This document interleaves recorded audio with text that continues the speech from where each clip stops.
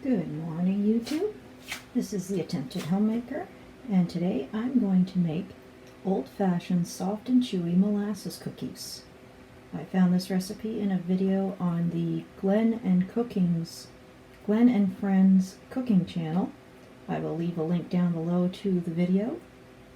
And Glenn from Glenn and Friends Cooking found this recipe in a book called the Wilkins Family Home Cooking Album, which was published in 1935.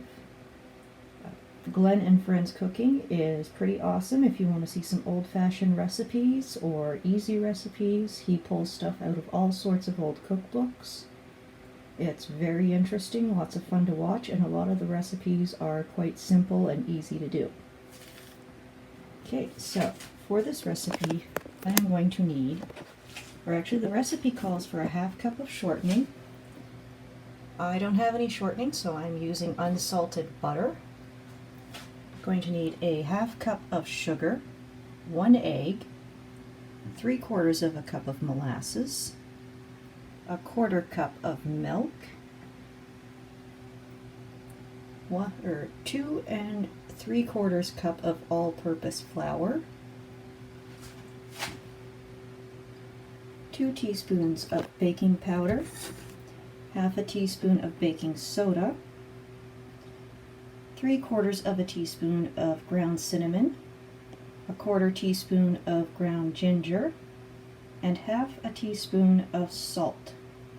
At the end of Glenn's video, they do a taste test, and both him and his wife mentioned that they would both put more cinnamon and ginger. The cookies came out fine. They said they tasted delicious, but to their own personal preference, they like a stronger flavor. I'm going to stick with the amounts in the recipe for now and decide later.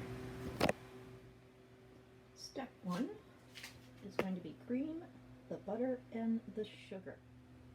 Okay, butter and sugar is all creamed. Do yourself a favor if you're making these and make sure the butter is softened to room temperature by leaving it out for maybe a couple of hours before you start. I did not do that, and it took a lot longer to get it to this point. It probably should be creamed a little bit more, but this is going to be good enough. Okay, so our next step is adding in 1 beaten egg, 3/4 of a cup of molasses, and a 1/4 cup of milk. So let's do that. There's egg.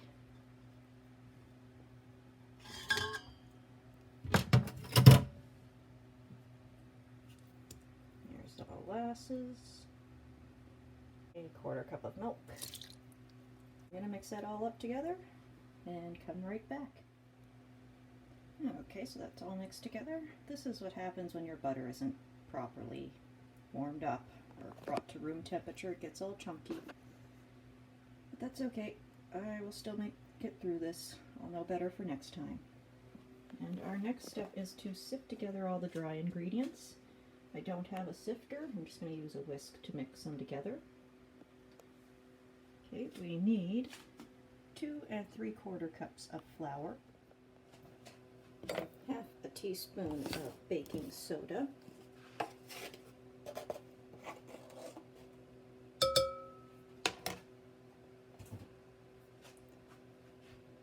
3/4 of a teaspoon of ground cinnamon, 1/4 teaspoon ground ginger, and half a teaspoon of salt. That's all the dry ingredients together. All I'm going to do is take the whisk and mix them up like that so they're evenly distributed. Okay, now that I've got the dry ingredients all mixed together, I'm going to dump them in with the wet ingredients. At this point, I'm also going to turn the oven on to 350 degrees Fahrenheit.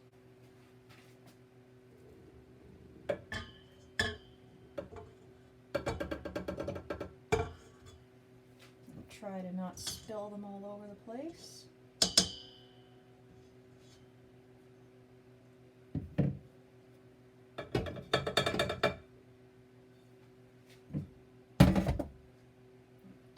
little bit of a mess, whatever. Alright, turn on the mixer and I'll be back in a minute. Hey, just a real quick tip, if you have a stand mixer that has one of these openings on it,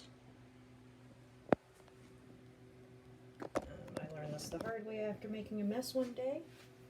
I take a towel and just put it over the opening when I turn the mixer on, that way the flour doesn't all just fly out the top there and make a great big mess.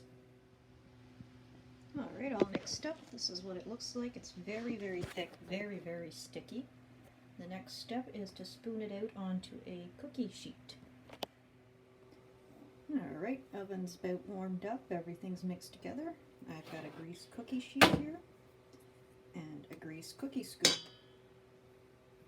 Don't have to use a cookie scoop, but I find it makes it a lot easier. So we are going to drop, that's about what you want in there.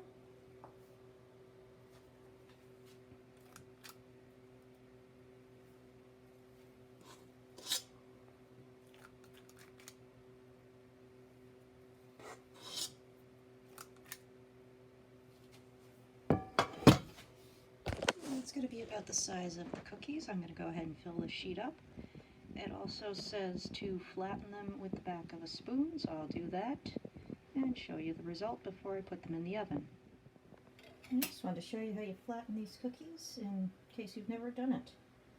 Just grease the back of a spoon, use cooking spray, Kirkland canola oil cooking spray, and just press down a little bit and then scoop up. Press down a little bit and scoop up. And I found that the cookies started to stick to the spoon after about the 5th or 6th cookie, so I just wiped the spoon off, sprayed it again. And now I'm going to put them into the oven for about 12 minutes. Sorry, I hit my button there and cut myself off. So this is the first batch. It's going to go in the oven for about 12 minutes. And then I have this much left, so I think I'm going to get at least one more batch in there, maybe 2.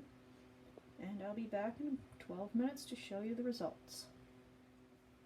And here we are 12 minutes later with the first batch out of the oven. I've got another batch about the same size in there now, and then this smaller cookie sheet to go in after. I'm going to let them cool, and then do a taste test and let you know how good they are. Alrighty, cookies have cooled down enough to eat, so here we go. The bottom is not burnt, nice and thin.